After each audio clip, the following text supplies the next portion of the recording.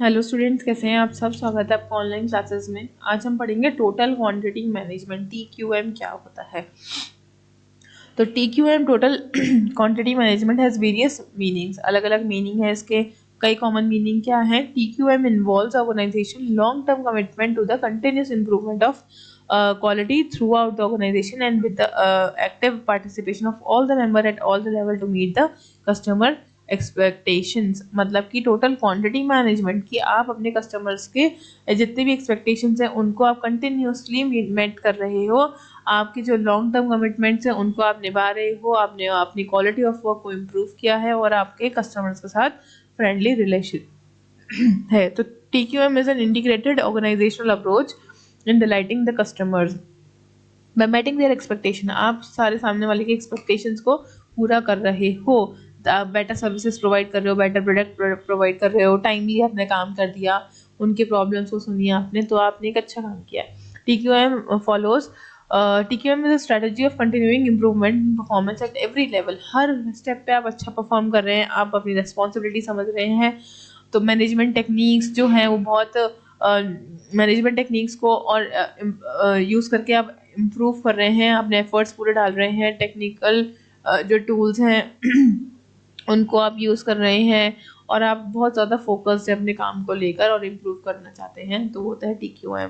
Features of TQM क्या होता है। ये प्रोसेस ओरिएंटेड अप्रोच होती है, build up on a belief that the quality matters. कि आपका कस्टमर सेटिस्फेक्शन होना चाहिए। आप अपनी कस्टमर्स की एक्सपेक्टेशन और रिक्वायरमेंट्स को पूरा कर भी पा रहे हैं या नहीं कर पा रहे, तो ये देखता है TQM। ये देखता है कि emphasis on the recreation of the intense relationship with the customers. आपके कस्टमर्स के साथ कैसे है रिलेशनशिप, इंटेंस रिलेशनशिप है कि नहीं है, हर एक जने की आप बात सुनते हैं कि नहीं सुनते। TQM is an organisational wide to infuse quality.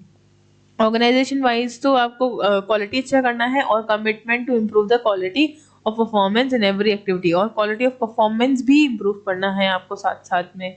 तो मैंने जो जितने भी लेवल होते हैं, मैनेजरियल लेवल हो गया, ऑपरेशनल लेवल हो गया, एडमिनिस्ट्रेटिव लेवल हो गया, वहाँ पे सब जगह पे आप अपना बेस्ट परफॉर्म करेंगे। TQM philosophy focuses on the team work. अभी क्या करता है, टीम वर्क पे फोकस करता है कि कस्टमर्स और सप्लायर्स जो दोनों हैं उनके आपस में फ्रेंडली रिलेशन होने चाहिए। फिर rest on the believes and understanding of all the members at all the level of organisation. जितने भी लोग हमारे sorry believes and understanding that the quality of improvement results in cost advantage and better profit potential। आप कम से कम cost में ज़्यादा से ज़्यादा प्रॉफिट कैसे कमाएं, ये भी ये TQM देखता है। एक्टिव पार्टिसिपेशन है कि नहीं हर जने का एक ऑर्गेनाइजेशन में, वो भी ये देखने का काम करता है। TQM is a journey not an destination. ये एक लास्ट ऑप्शन, लास्ट डेस्टिनेशन नहीं है, लास्ट स्टेशन नहीं है, ये एक पूरी जर्नी है। TQM एक पूरी ऑर्गेनाइजेशनल स्ट्रैटेजी है जो हम थ्रू आउट द प्रोडक्ट की जो स्टार्ट टू एंड होता है वो चेक करते हैं। तो TQM एंटेल्स creating a total quantity culture. Total quantity culture आपने कितना अच्छा काम करा है, कितने उसमें काम करा है, वो देखना है आपको। तो ऑब्जेक्टिव क्या है TQM का। पहला, better and less variable quality of the product and services. बहुत ज़्यादा चेंज नहीं होना चाहिए और बेटर क्वालिटी होनी चाहिए। बहुत जल्दी बनने चाहिए लेकिन less variable response in process to customer needs. जल्दी जल्दी काम होना चाहिए सारा। Greater flexibility in adjusting customer shifting requirements. आपको अपने अभी कस्टमर्स अगर कोई टेस्ट एंड प्रेफरेंस शिफ्ट हो रहा है तो आपको उसका ध्यान जल्दी रखना चाहिए, मतलब जल्दी से पकड़ लेना चाहिए आपको। लोअर कॉस्ट भी आपको रखनी चाहिए और क्वालिटी इंप्रूव भी करनी चाहिए, ठीक है। और एक ऐसे काम को हटा देना चाहिए जिसकी कोई वैल्यू नहीं होती। तो BPR और TQM में अभी इससे पहले वाला BPR था, BPR और TQM में हमने डिफरेंस देखेंगे हम। तो BPR में भी हमने ये सब चीज़ें देखी थी, but BPR is compelling in nature and compelling in nature था, ठीक है। और organisations are compelled to adopt it. Organisation को ज़रूरी था, कंपलसरी था कि अडॉप्ट करे ही करे। तो और यहाँ पर TQM को तो बहुत ज़रूरी माना गया है ऑर्गेनाइजेशन पे, लेकिन कंपेल्ड नहीं है, ठीक है। BPR का मेन एम क्या होता है कि रीडिज़ाइनिंग करना, पूरा प्रोसेस का रीडिज़ाइनिंग करना, ड्रामेटिक इम्प्रूवमेंट लेकर आना। लेकिन यहाँ पे क्वालिटी इम्प्रूवमेंट लेके आने का काम होता है। ये रेडिकल रीडिज़ाइनिंग होती है, मतलब एक फ्रेश पेपर से स्टार्ट करते हैं आप, और ये होती है ग्रेजुअल, मतलब इंक्रीजिंग। आप एक क्वालिटी, आप अपने कस्टमर्स के साथ, अपने प्रोडक्ट के साथ सब चीज़ों की क्वालिटी इंप्रूव करने की कोशिश करते हैं। ये यहाँ पे होता है टॉप मैनेजमेंट का इन्वॉल्वमेंट, कि intensive throughout the BPR project implementation, पूरे throughout BPR top management involve रहती है। यहाँ पे टॉप मैनेजमेंट इन्वॉल्व नहीं होती है, यहाँ पे हर जना अपना काम बेस्ट तरीके से करता है। यहाँ प्लानिंग और एग्जीक्यूशन बहुत अच्छी तरीके से होती है। रोल ऑफ आईटी वालों का रोल क्या होता है, यहाँ पे बहुत ज़्यादा होता है, यहाँ पे बहुत सेकेंडरी रोल होता है, ठीक है। अब देखते हैं significant principles of TQM, total quantity management के प्रिंसिपल्स। पहला है टॉप मैनेजमेंट कमिटमेंट। सबसे पहले top management commitment, first and foremost principle क्या है, कमिटमेंट, टॉप मैनेजमेंट का कमिटमेंट होना, कि हम इनिशिएटिव ले रहे हैं कि हम सक्सेसफुली टीक्यूएम करेंगे, that is total quantity management हमारा यहाँ पे होगा। Second, a decision to pursue the goal of quantity carries with it some real cost of new equipments and facilities. For these reasons, without a commitment from the top management, quality improvement will prove to be just a slogan and gimmick. मतलब कि अगर आप top management को include नहीं करेंगे और आपको जैसे क्वालिटी इंप्रूव करने के लिए नए इक्विपमेंट और नई फैसिलिटीज चाहिए और आपने टॉप मैनेजमेंट को इम्प्रूव नहीं किया, तो आप अपना कभी भी क्वालिटी इंप्रूव नहीं कर पाएंगे। तो टॉप मैनेजमेंट का कमिटमेंट सबसे ज़्यादा ज़रूरी होता है एक प्रोडक्ट के ग्रोथ के लिए। तो ग्रो अगर करवाना है तो टॉप मैनेजमेंट का पूरा साथ होना चाहिए। फिर focus on the customer satisfaction. अब आपका यहाँ पूरा फोकस क्या है, कस्टमर सेटिस्फेक्शन पे। कस्टमर से फ्रेंडली रिलेशन होना चाहिए, उनके प्रॉब्लम सुनेंगे, उनके जवाब जल्दी से देंगे, उनको सेटिस्फाई रखेंगे हमेशा। Employ involvement and empowerment. अब यहाँ पे एम्प्लॉय को इन्वॉल्व एंड एम्पावर कर रहे हैं, आप हर जगह अपने एम्प्लॉय को इन्वॉल्व कर रहे हैं, उनको एम्पावर कर रहे हैं कि आप इतना अच्छा काम करो।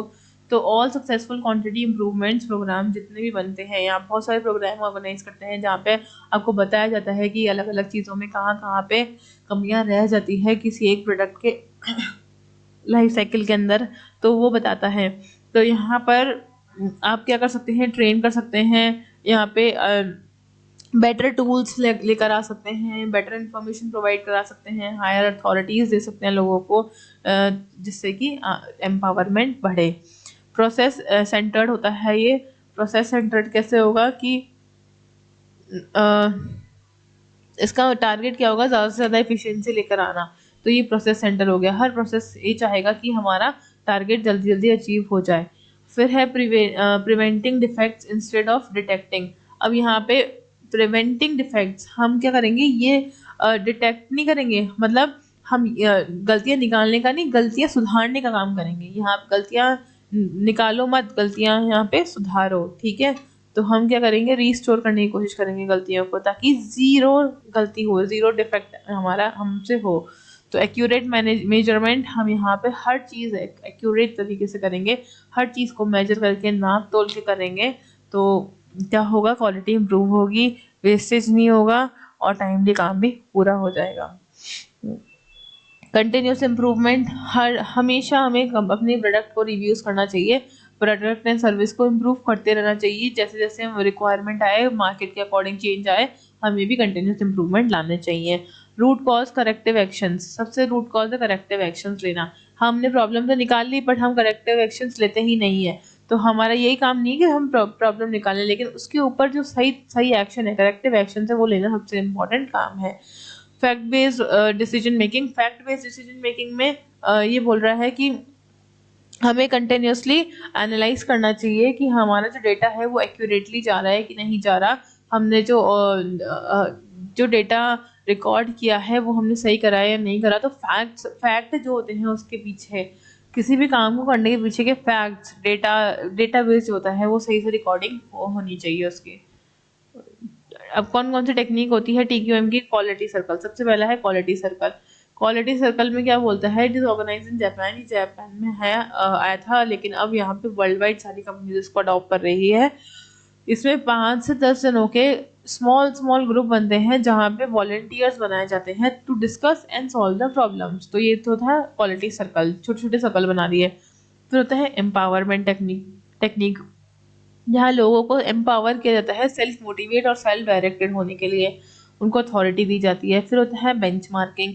बेंचमार्किंग ऐसा प्रोसेस है जहाँ पे आपके प्रोडक्ट, सर्विसेज एंड प्रैक्टिसेस को अपने कॉम्पिटिटर्स के साथ कॉम्पीट करके और आपके बेंचमार्क सेट होते हैं कि मुझे इतना काम करना है। आपने अपने दिमाग में बेंचमार्क सेट कर दिया कि ये क्वालिटी के प्रोडक्ट एंड सर्विसेज और हम इस टाइम पे इस जगह पे पहुंचाएंगे और कम रेट से पहुंचाएंगे। तो आपने बेंचमार्क, आपने खुद के लिए स्टैंडर्ड सेट कर दिया।